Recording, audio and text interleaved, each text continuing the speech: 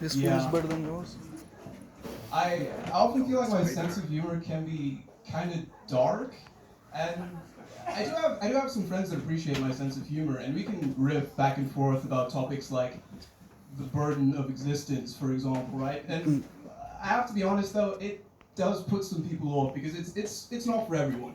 Like I'll be around a group of people and I'll make the jokes that I make, and some people look at me a little bit concerned, like, are you okay? Like, and I can kind of understand because I'm sure from their perspective they're thinking, yeah, maybe he's 50% serious about what he's saying actually, but they don't know I'm just 80% serious about what I'm saying.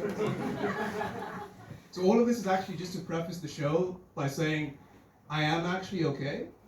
No one here needs to worry about my mental health, right? This is a comedy show, so when I'm up here on stage, I'm just serious, right?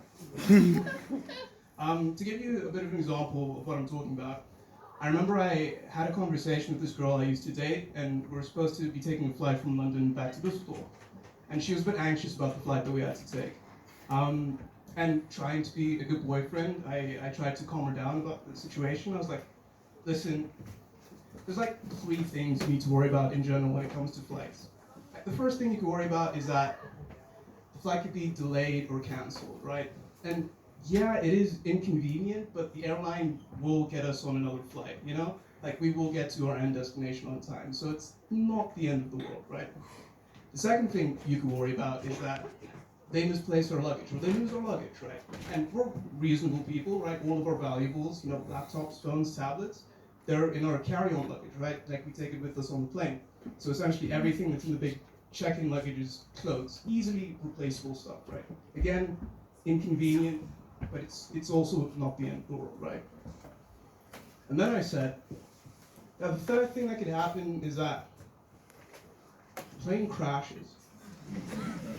And I said to her, I looked at her with a serious face and I said, yeah, God forbid, if that does happen, at least I won't have anything else to worry about ever again, you know? Like, it'll literally be the last thing on my mind, you know? Can finally take the big nap and get some quality sleep, you know? She didn't find that as funny as you guys. No, she was actually concerned about my mental state. And I kind of get it, but also I think at this point, if you know me, it's kind of like the cost of doing business with me. And if I'm being completely honest, I think I have the correct amount of depression, you know? Like, I have what I would consider is a tasteful dab of depression, right? And if I'm being honest, I think everyone could use just a little bit, you know, just a tiny bit, just a baseline sadness to work with, right? Because have you ever tried to talk to someone that was overly happy and like enthusiastic about everything in life? I've talked to someone, I've met people like this. And like I was talking to someone like this, I didn't say it to his face, obviously, but my gut reaction was like, oh, like you could afford to be a bit sadder, you know? You could use a little more depression, make your personality more palatable, you know? Because he gives off the type of energy, like he's never missed a bus in his life, you know? Like he's never had a bird shit on him, you know? Like the type of person that's never caught in the rain without an umbrella, like these fuckers, you know? Like it just can't relate, like it's not nice. It's exhausting. And to give you a little bit of an idea of like where I am with my like level of sadness, let's say, is that let's go back to the plane scenario I was talking about. Like, let's say, God forbid, I was on this plane, and mid-flight the engines died, and the plane started taking a nosedive. Right? We're about to crash.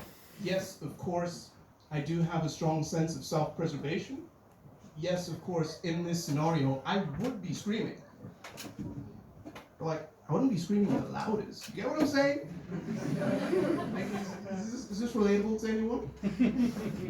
No?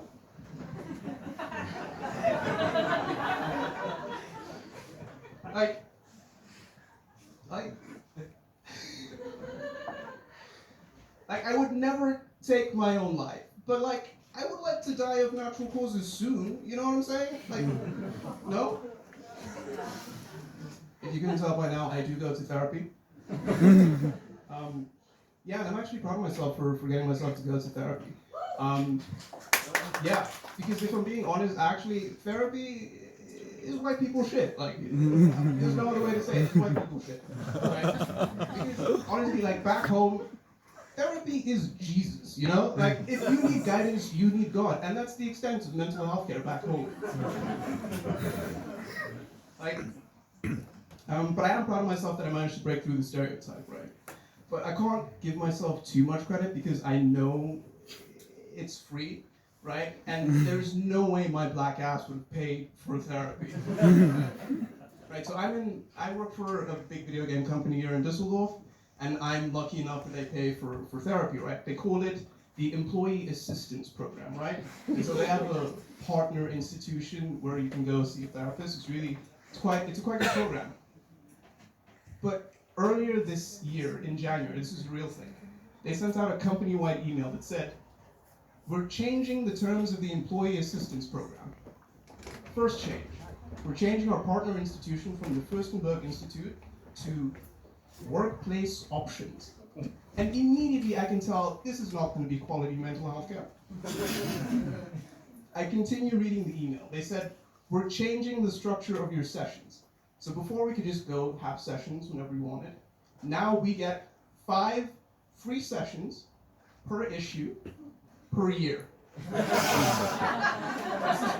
This is all real, right? 5 free sessions per issue per year.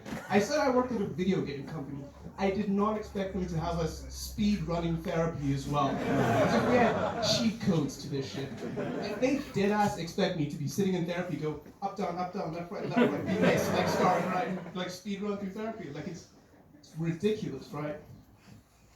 But yeah, it is going to be difficult because I know I'm not going to go past the 5th session if I need to pay for it, right? And the poor therapist, like I'm going to have to go into this therapist's office now when I need a new appointment. I'm going to go to him. He's going to be like, "Hey, how can I help you? Why are you here today?"